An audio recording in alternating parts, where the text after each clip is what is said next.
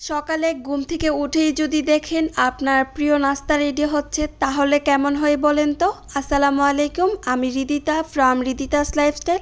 আশা করি আপনারা সবাই ভালো আছেন। ওয়েলকাম করছি আমার নতুন একটি ব্লগ ভিডিওতে। এই প্রথম আমি কোনো ডেইলি ব্লগ শেয়ার করতে যাচ্ছি, আশা করছি আপনাদের ভালো লাগবে। বাসায় থাকলে আমার প্রতিদিন যা যা করা হয় আজকে তাই শেয়ার করব। প্রথমে ঘুম থেকে উঠে ফ্রেশ হয়ে নিই, তারপর এখানে যে একটা ড্রিঙ্কস বানাচ্ছিলাম এটাই রেডি করে নিচ্ছি। এখন এই ড্রিঙ্কসটা আমাদের স্বাস্থ্যের জন্য খুবই উপকার, যদি খালি পেটে খেতে পারেন তাহলে তো আরও ভালো। আমি প্রতিদিনই খাওয়ার চেষ্টা করি, খালি আমি না আমার বাসার সবাই এটা খাই।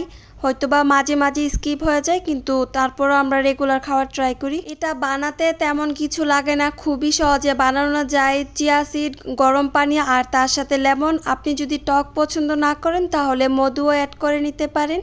এটা খাওয়ার 1 ঘন্টা পর এখন আমরা নাস্তা রেডি করছিলাম। আজকে আমি আর তাসতিম আবদার করেছি আমরা সকালবেলা পরোটা দিয়ে মাংস দিয়ে খাবো, তাই করছিল আমার আপু। এখানে পরোটা আমার খুবই পছন্দ, যখনই দিবেন লাইক সকাল দুপুর রাত যখন দিবেন তখনই খাইতে পারবো, কিন্তু একটার বেশি না। আগে যখন সকালে স্কুলে বা কলেজে যেতাম প্রায় সময় আমি পরোটা খেয়ে যেতাম, প্রায় না বলতে রেগুলারই। আর আমার তখন পরোটা ভেজে দিত গিয়ে আমার আব্বু যে পরোটা ভাজে ওইটার কালার খুবই সুন্দর আসে।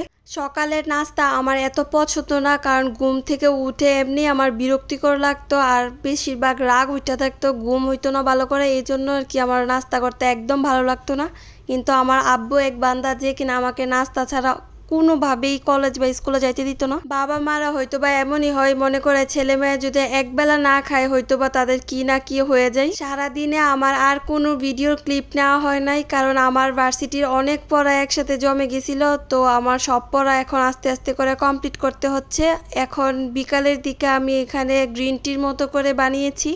গ্রিন টি বললেও ভুল হবে না, কারণ দুটোই দেখতে একদম সিমিলার। মার্কেট থেকে যে গ্রিন টির প্যাকেট আনা হয় ওইটা আমার এত ভালো লাগে না, কেমন যেন একটা স্মেল লাগে। এর জন্য বেশিরভাগ সময় আমি এভাবে বানিয়ে খেয়ে ফেলি যখনই আমার ইচ্ছে হয়। আজকে সন্ধ্যায় আর কোনো নাস্তা বানানো হয় নাই, আর কেউ খেতেও চাচ্ছিল না। সবাই ঘুম থেকে ওঠার পর অনেক টায়ার্ড ছিল, খালি চা খেয়েছে সবাই। বিকেলের ঘুম আমার একদমই পছন্দ না। এই বিকেলের ঘুম থেকে উঠলে মাথা প্রচুর ধরে থাকে, একদম বার হয়ে থাকে। আর এই যে দেখুন আমাদের বাসায় কতগুলা গল্পের বই, এর মধ্যে 4 থেকে 5টা আমার হবে আর বাকিগুলা তাসতিমের। আমরা দুজনই গল্পের বই পড়তে অনেক পছন্দ করি। আর এই যে দেখেন আমার টেবিলের কি অবস্থা। বললাম না আমি সারাদিন কোনো ভিডিওর ক্লিপ নিতে পারিনি, কারণ আমার অনেকগুলো অ্যাসাইনমেন্ট পড়ে আছে, এগুলো সবগুলো আস্তে আস্তে করে করতেছি। আর রাতের বেলার জন্য এখানে আমি একটা আলুর ভর্তা রেডি করছিলাম। কেন জানি আজকে আলুর ভর্তা দিয়ে ভাত খেতে খুব ইচ্ছে করতেছিল, তাই পড়া বাদ দিয়ে এসছি ভর্তা বানানোর জন্য।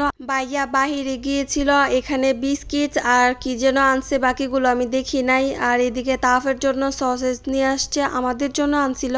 আর এই যে সসেজ গুলো দেখতেছেন এগুলো না তাফ খুলতেছে। আমি বলছি যে আমি খুলি, ও বলে না খালামণি তুমি ভিডিও করো আমি খুলে দিচ্ছি। আর এই জন্যই হয়তো বা একটু লেট করে আসতেছিল, একটার পর একটা আস্তে আস্তে করে ও নামাচ্ছে। এই তো এখন আমি আলুর ভর্তাটা বানিয়ে নিব।